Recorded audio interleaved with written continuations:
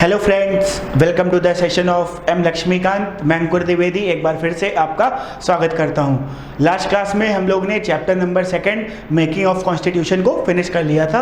आज जैसा कि हम लोग का शेड्यूल है हर चैप्टर के बाद एमसीक्यू, तो आज हम लोग चैप्टर नंबर 2 के जो यूपीएससी बेस्ड एमसीक्यूज हैं आज हम लोग उसको लॉन्च करेंगे।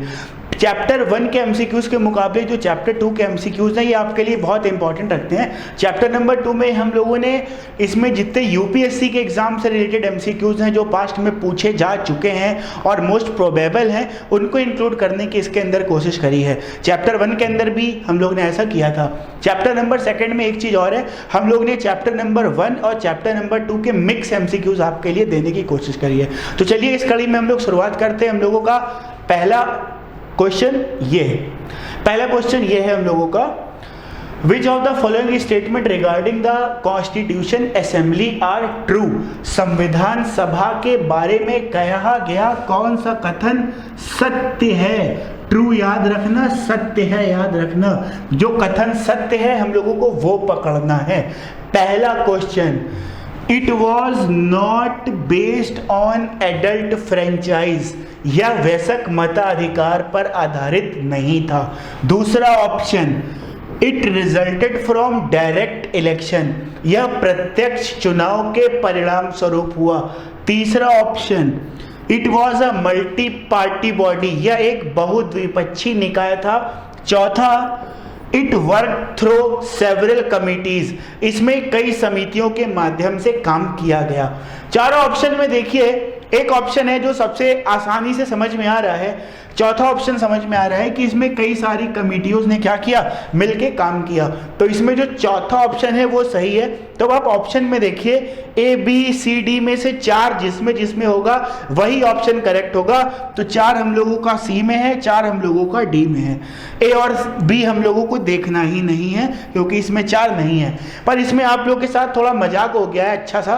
कैसे? जो हम लोग का ऑप्शन नंबर डी है इसमें 1 2 3 4 चारों दिया हुआ है, तो मतलब इसमें आपको चारों ऑप्शन को एक बार से दोबारा से चेक करना पड़ेगा। तो देखिए चौथा तो पक्का है, ये बात हम लोग की क्लियर हो गई। और सी में 1 और 4 दिया है, या तो 1 होगा या तो सारे होंगे। अब चलिए 1 2 3 को हम लोग बारी बारी से नीचे से स्टार्ट करते हैं। It was a multi party body. Multi party body बेटा हमेशा उस देशों में होती है जहां पे लोकतंत्र नहीं होता, जहां पे प्रेसिडेंशियल सिस्टम होता है, जैसा कि अमेरिका।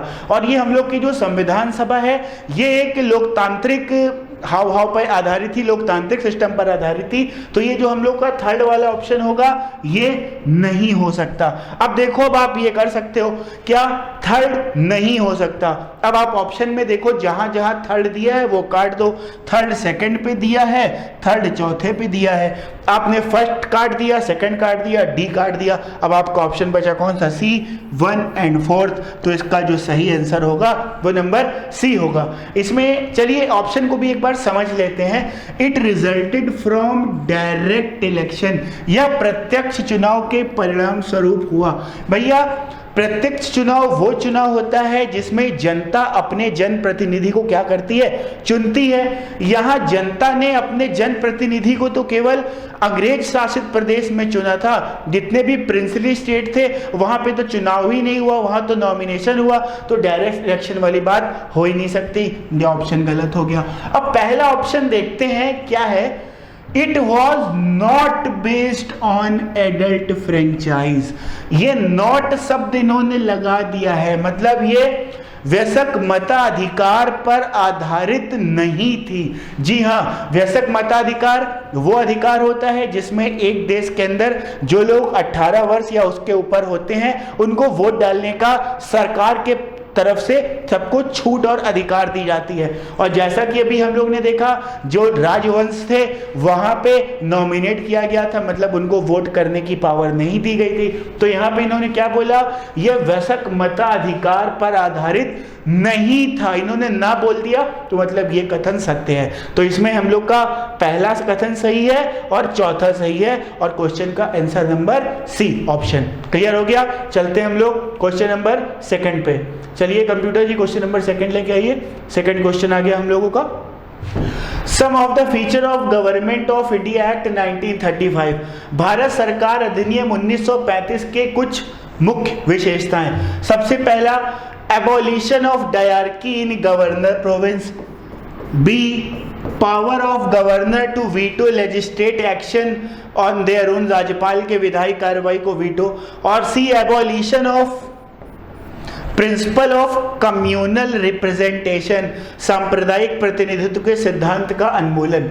इसमें हम लोगों के क्या बोलना है, भारत सरकार अधिनियम 1935 के कुछ मुख्य विशेषताएं। इसमें एक ऑप्शन दिया है वन ओनली, इसमें एक ऑप्शन दिया है सेकंड, और एक ऑप्शन दिया है थर्ड, एक ऑप्शन दिया है फोर्थ। ठीक, तो इसमें देखिए कौन सा ऑप्शन एकदम सही होगा। आइए हम लोग बारी बारी से इसको पकड़ते हैं, निचले ऑर्डर से चलते हैं। Abolition of principal communal representation, बच्चा प्रिंसिपल कम्युनल रिप्रेजेंटेशन एबॉलिश नहीं किया था, गवर्नमेंट ऑफ इंडिया एक्ट 1935 में तो बढ़ा दिया गया था। इसमें SC STs के लिए अलग से कम्युनल इलेक्टोरेट दे दिया गया था।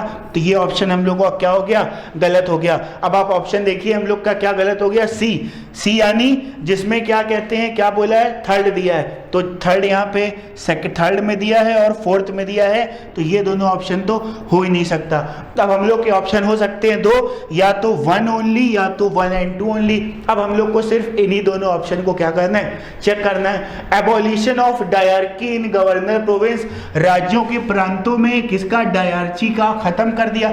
डायरची बिल्कुल सही किया, गवर्नमेंट ऑफ इंडिया एक्ट 1935 में राज्यों से हटा के सेंटर में लेके आ गया था, ये बात एकदम सही है, यस। और B, power of governor to veto legislative action, बिल्कुल सही इन्होंने बोला है। याद करिए article government of India act 1935 में ऐसा बोला गया था ना। अब हम लोग सेंट्रल में डायरची लाएंगे, अब और क्या कहते हैं, प्रोविंसेस में ऑटोनॉमी देंगे, जहां पे ट्रांसफर सब्जेक्ट और रिजर्व सब्जेक्ट दिया जाएगा। और हमने आपको समझाया भी था क्लास में, जहां जहां ट्रांसफर सब्जेक्ट होगा वहां पे गवर्नर जनरल और वाइसरॉय उसको वीटो कर सकता है, रिजर्व पे नहीं कर सकता। तो यहाँ पे पहला और दूसरा ऑप्शन सही है। तो इस ऑप्शन में जो नंबर सेकंड ऑप्शन है 1 and 2, ये हम लोगों का आंसर होगा सी, वो second will be the answer, 1 and 2 only. Clear हो गया। चलते हैं हम लोग अगले क्वेश्चन पे। कंप्यूटर जी अगला सवाल आइए, अगला सवाल आ गया, विच of the following statement is correct, इनमें से कौन सा कथन सही है। The constituent assembly of India was elected by provincial assemblies in the year 1946, Bharat के संविधान सभा का चुनाव विधानसभाओं द्वारा 1946 में किया गया। B, Jawaharlal Nehru, Mohammad Ali Jinnah, Sardar Vallabhbhai Patel were member of constituent assembly of India. और तीसरा ऑप्शन दिया हुआ है, the first session of constituent assembly was held on January 1947। और चौथा ऑप्शन है, विजिबल होगा आपको, the constitution of India was adopted on 26 January 1950, Bharat का संविधान 26 जनवरी 1950 को अपनाया गया। अब मैंने आपके लिए क्वेश्चन पढ़ दिया, क्वेश्चन पढ़ते हैं, इनमें से कौन सा कथन सही है। सही कथन हम लोग को पकड़ना है। मैं फिर से आपको समझाने के लिए नीचे से चलता हूं। सबसे नीचे दिया है, संविधान को 26 जनवरी 1950 को अपनाया गया। ठीक है, संविधान को 26 जनवरी 1950 को बिल्कुल अपना लिया गया, पर इसके जो कुछ प्रारूप थे, फिर से इसके जो कुछ प्रारूप थे उसको हम लोगों को 26 नवंबर 1949 को ही अपना दिया गया था। तो ये बात 100% यहाँ पे करेक्ट नहीं है। संविधान तो अपनाया गया पर उसके कुछ प्रारूप पहले भी आ चुके थे। उसके ऊपर चलते हैं। ये डी ऑप्शन गलत है। The first session of constituent assembly of India was held in January 1947। भैया संविधान सभा का जो पहला सेशन हुआ था वो 9 दिसंबर 1946 को हुआ था और संविधान सभा का गठन हुआ था नवंबर 1946 में। तो जनवरी 1947 हो ही नहीं सकता। ये भी ऑप्शन हम लोग का गलत है। नंबर बी, नेहरू, जिन्ना और सरदार Vallabhbhai Patel were part of constituent assembly of India. देखिए नेहरू और वल्लभ भाई पटेल होते तो ठीक था, पर यहाँ पे जिन्ना जी आ गए। जिन्ना जी तो भैया पाकिस्तानी आदमी थे ना, तो ये पाकिस्तान के कॉन्स्टिट्यूएंट असेंबली के मेंबर थे, तो ये थर्ड बी भी नहीं होगा। तो अब देखिए इसमें से एक करेक्ट ही बताना है, ऑप्शन भी 4 हैं, 3 गलत हो गए, तो जिसको पहला नहीं भी पता वो पहले पे आंसर मार दे। इसका फर्स्ट क्या होगा, आंसर होगा, पर एक बार हम लोग डिस्कस कर लेते हैं। The constituent assembly of India was elected by provincial assemblies in the year 1946। बिल्कुल सही बात करी, हमने आपको बताया था ना संविधान सभा में, आपको पिछली क्लास में बताया था कैसे वोट डाला गया, कैबिनेट मिशन प्लान में कैसे कैसे प्लान दिए गए, तो वही तो लोग चुन के आए थे। तो इसका आंसर कौन सा होगा, पहला, ए विल बी द आंसर। अब हम लोग आते हैं क्वेश्चन नंबर 4 पे। क्वेश्चन नंबर 4 क्या है आपके लिए आया है, the Montagu Chelmsford report perform the basis of. Montagu Chelmsford report का आधार बना। देखो भैया, मॉन्टेग्यू क्लेम्सफोर्ड रिफॉर्म को गवर्नमेंट ऑफ इंडिया एक्ट 1919 भी बोला जाता है। इसको हम लोग ने पिछली क्लासों में डिस्कस कर रखा है, तो इसको एक्सप्लेन करने की जरूरत नहीं है, ये डायरेक्ट आंसर है। रट्टा मारो जिंदाबाद, जो रट्टाफिकेशन करने में स्ट्रांग है वो इसको तुरंत लगा देंगे। 1909 मॉले मिंटो रिफॉर्म था, गवर्नमेंट ऑफ इंडिया एक्ट 1935 ये यही था, इंडिया इंडिपेंडेंस एक्ट 1947 ये बिल्कुल एज इट इज था। क्लियर हो गया। तो मॉन्टेग्यू क्लेम्सफोर्ड रिपोर्ट किसका आधार बना, गवर्नमेंट ऑफ इंडिया एक्ट 1919 का। चलते हम लोग अगला क्वेश्चन है हम लोगों का क्वेश्चन नंबर 5। अगला हम लोगों का क्वेश्चन नंबर 5। चलिए क्वेश्चन नंबर 5 आ गया आपके सामने, 5 पढ़ाइए जल्दी से। इसके अंदर क्या दिया हुआ है, who among the following was the chairman of union constitution committees of constituent assembly. ठीक, इसमें देखिए एक चीज जान लीजिए, ये मैंने आपको कल की क्लास में कुछ मेजर कमिटीज और माइनर कमिटीज के बारे में हमने आपको बताया था, और हमने आपको बोला था कि मेजर कमिटीज और माइनर कमिटीज को रट्टा मारने वाली चीज है। मैंने माइनर कमिटीज को स्किप कर दिया था, फिर मैंने जाके पास्ट में कल एमसीक्यू उठाया, तो एक 2003-2004 के आसपास यूपीएससी में एक क्वेश्चन पूछा गया था कि ये यूनियन कॉन्स्टिट्यूशन कमेटी का कौन अध्यक्ष था। एक्चुअल में जो यूनियन कॉन्स्टिट्यूएंट कमेटी थी ये एक मेजर कमेटी थी, और इसके अध्यक्ष थे जवाहरलाल नेहरू। रट्टा मारो जिंदाबाद। एक बार एमसीक्यू का ये चैप्टर खोल लीजिएगा, पीछे स्लाइड के अंदर सारी चीजें बताई गई हैं, ये डायरेक्ट आंसर है जवाहरलाल नेहरू। चलते हैं हम लोग अगले क्वेश्चन पे, question number 6। Which portfolio was held by Dr. Rajendra Prasad in interim government in the year 1946? 1946 में इंटरिम जो गवर्नमेंट हुई थी उसमें डॉक्टर राजेंद्र प्रसाद ने कौन सा पद ग्रहण किया था? ये भी रट्टा मारो जिंदाबाद है, एम लक्ष्मीकांत में पीछे दिया हुआ है। इसका जो सही आंसर है food and agriculture, answer number इसका है सी। क्लियर हो गया। छठा, इसमें कोई एक्सप्लेन करने वाला नहीं है बच्चा, रटने वाला है। ठीक, नंबर 7वां देखिए, the calligraphy of original constitution is done by. बेटा ये सारे क्वेश्चन आपको आसान लग रहे होंगे क्योंकि मैंने आपको आसानी से पढ़ाए हैं, ये सब यूपीएससी में पास्ट ईयर्स में पूछे जा चुके हैं, और इसका सही आंसर है प्रेम बिहारी नारायण रायजादा। इस चैप्टर में इंपॉर्टेंट फैक्ट्स वाले टॉपिक में मैंने आपको स्लाइड में समझाया हुआ है, इसका आंसर नंबर है बी। ये सारे डायरेक्ट क्वेश्चन है, रट्टा मारो जिंदाबाद, निकलते रहो आगे। Question number 8, who was the speaker of first Lok Sabha? प्रथम लोकसभा के अध्यक्ष कौन थे? हुकुम सिंह, जीवी मलवंकर, केएम मुंशी और यूएन देवर। अब इसमें बच्चे थोड़ा दिमाग लगा लो, इसमें क्या लगा लो, दिमाग लगा लो। बच्चे याद करो जो हम लोगों की संविधान सभा थी, कॉन्स्टिट्यूएंट असेंबली थी, जिस दिन संविधान बनाने के लिए बनती थी उस दिन क्या कहते हैं, उसके सभापति कौन होते थे? प्रसाद, राजेंद्र प्रसाद होते थे। ठीक है, और जिस दिन हम लोगों की संविधान सभा दिन प्रतिदिन के नियम बनाती थी उसकी अध्यक्षता कौन करता था? जीवी मालवांकर। कौन करता था बच्चे?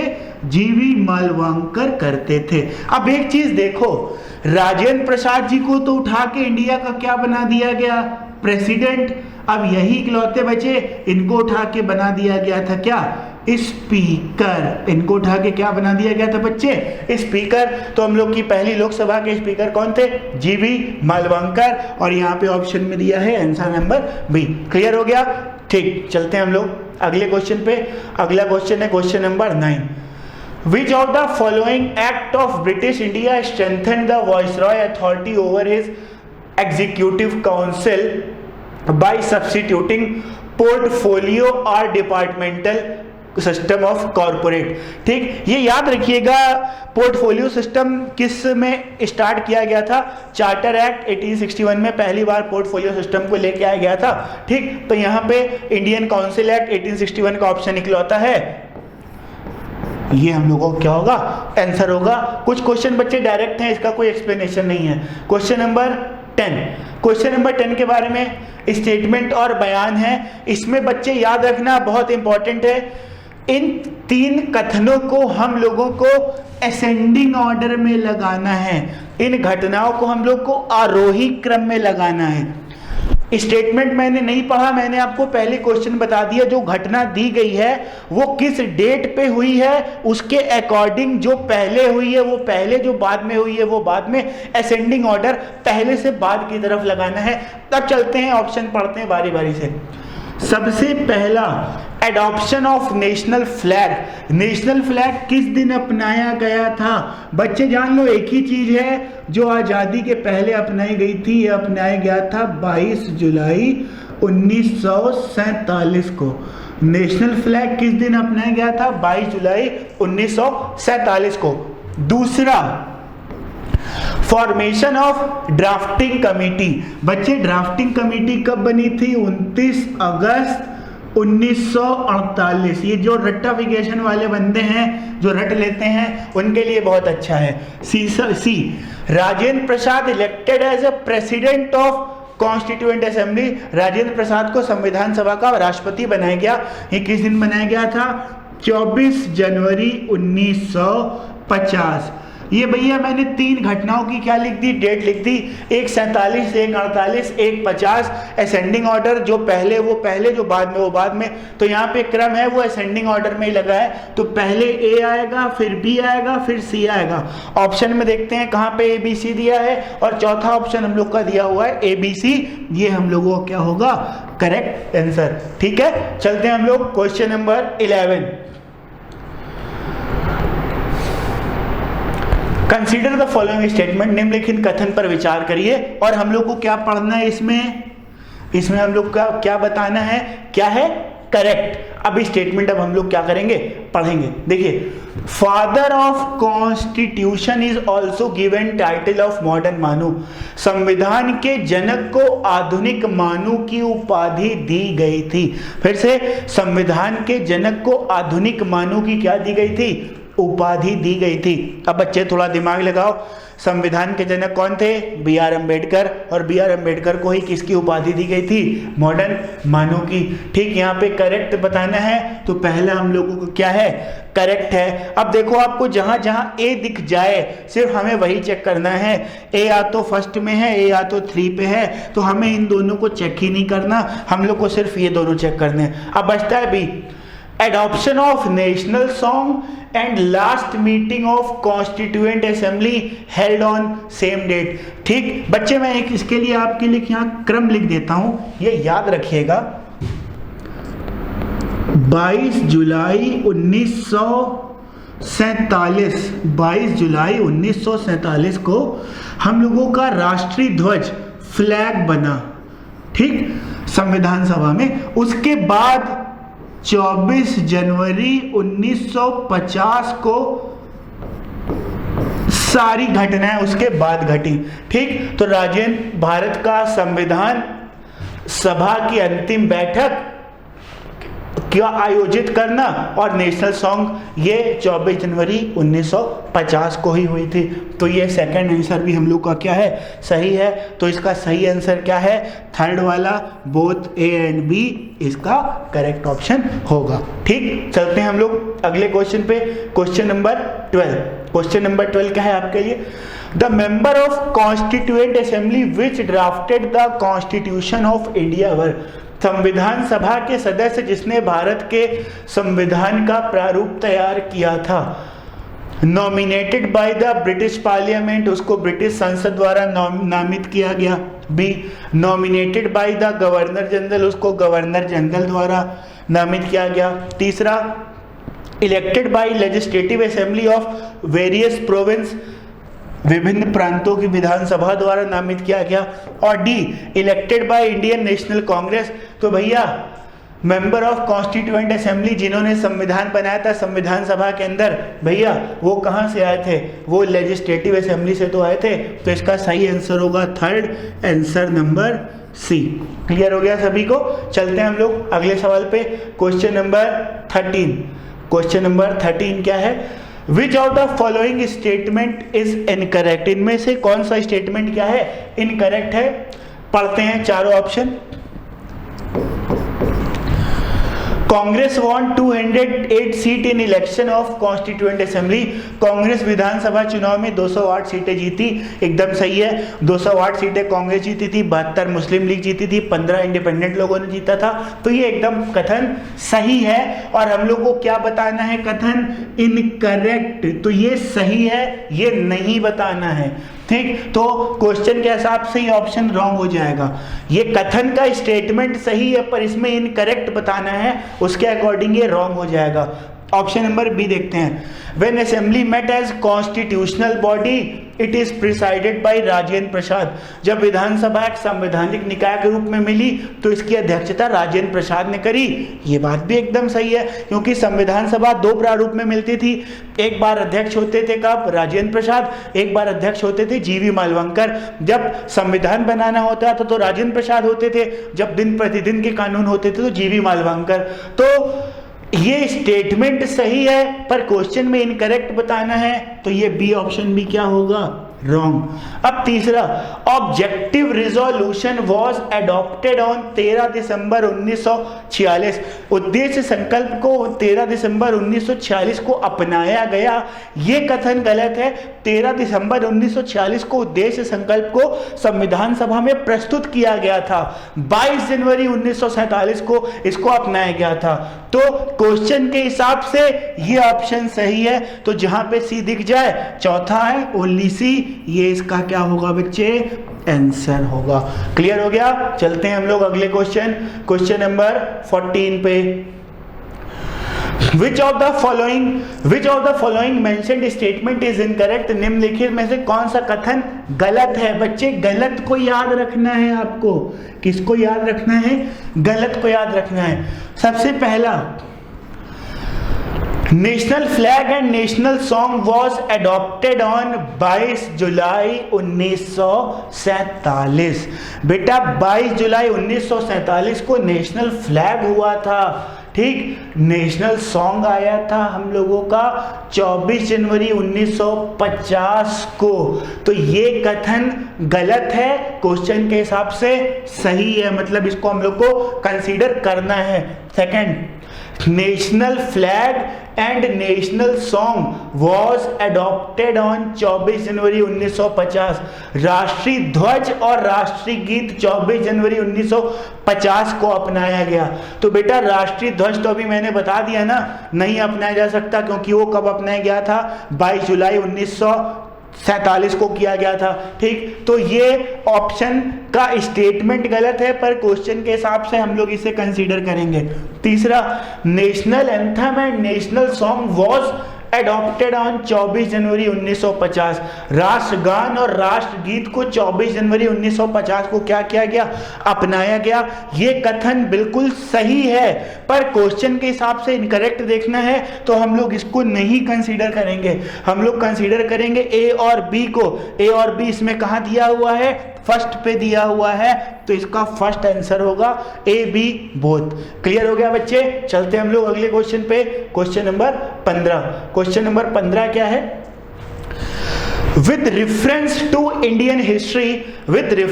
Indian history, the member of Constituent Assembly from the provinces were।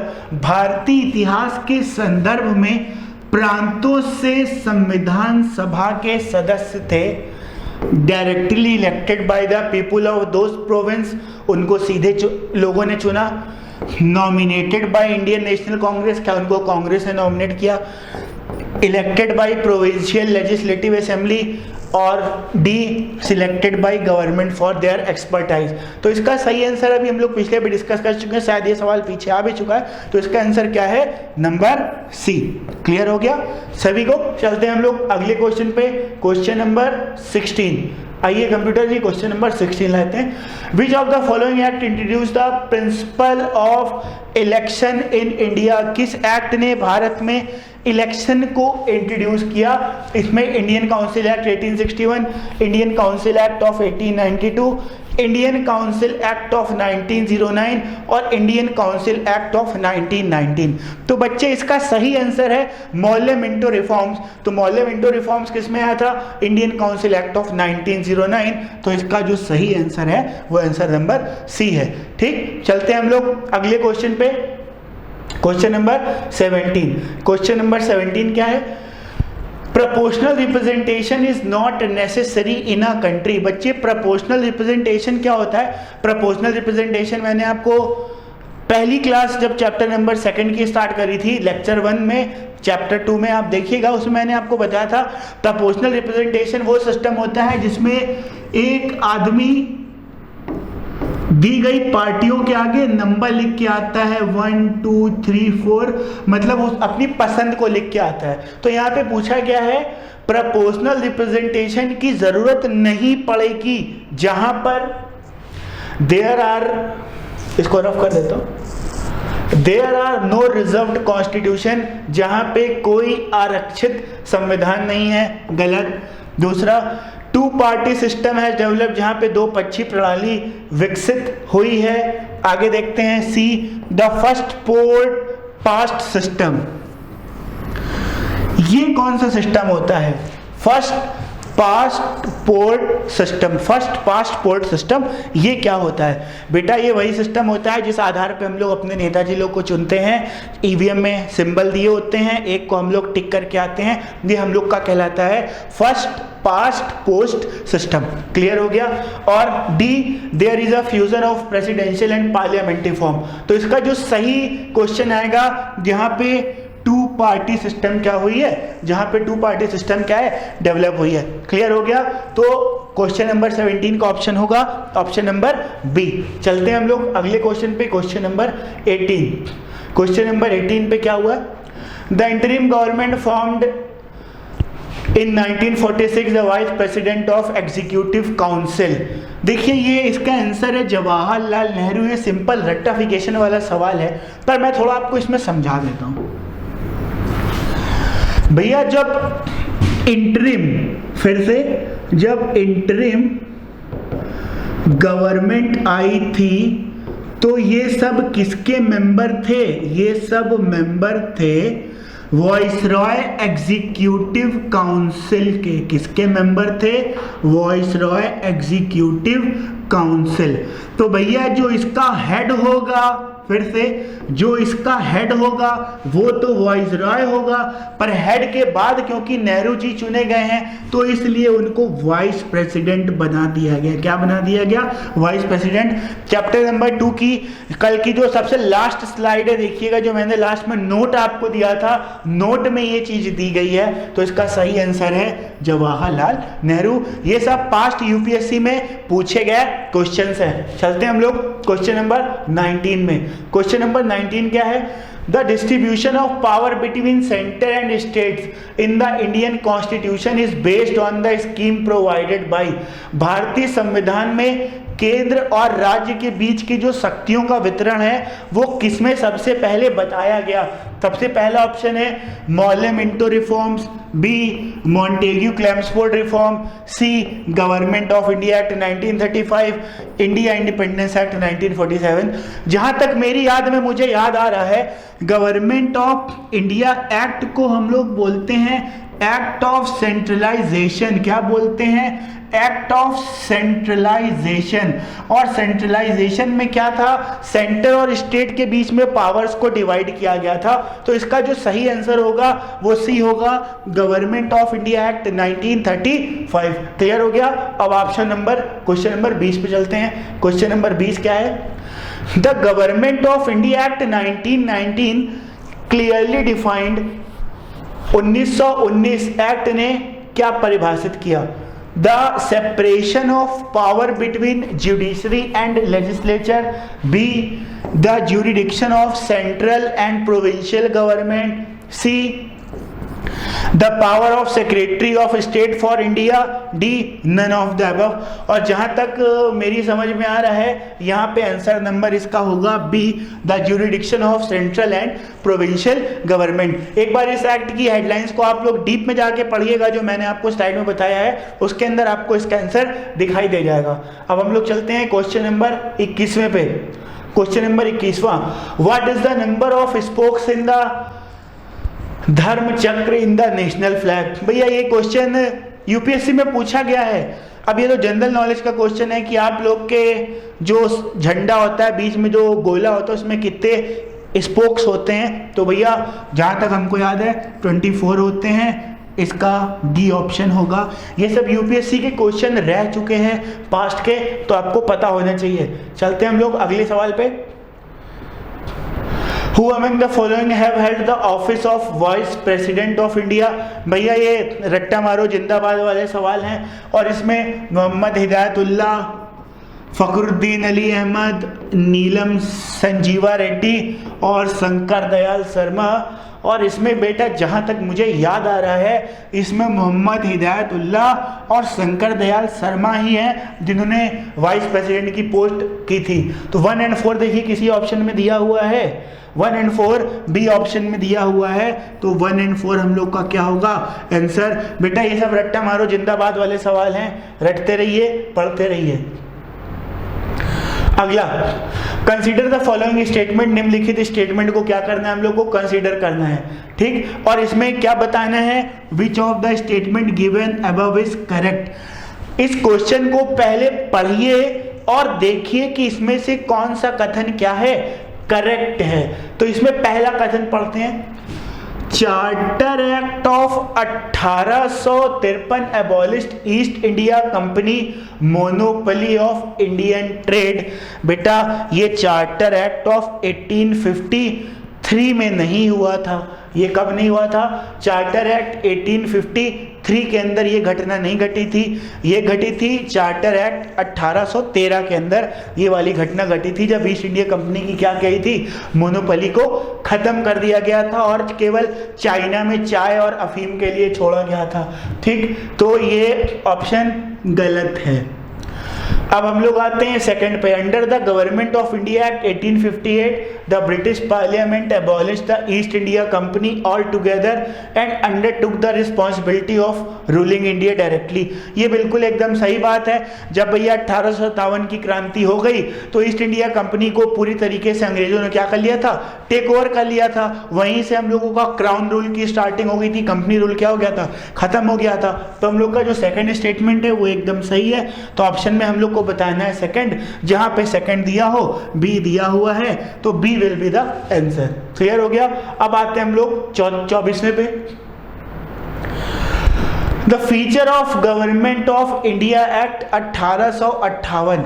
Government of India act 1858 का इनमें से क्या फीचर है? सबसे पहला, replacement of company rule by crown rule, ठीक, ये है। Establishment of board of control और कोर्ट ऑफ डायरेक्टर, ये नहीं है। बोर्ड ऑफ कंट्रोल और कोर्ट ऑफ डायरेक्टर तो बेटा पिट्स इंडिया एक्ट में आया था। किस में आया था?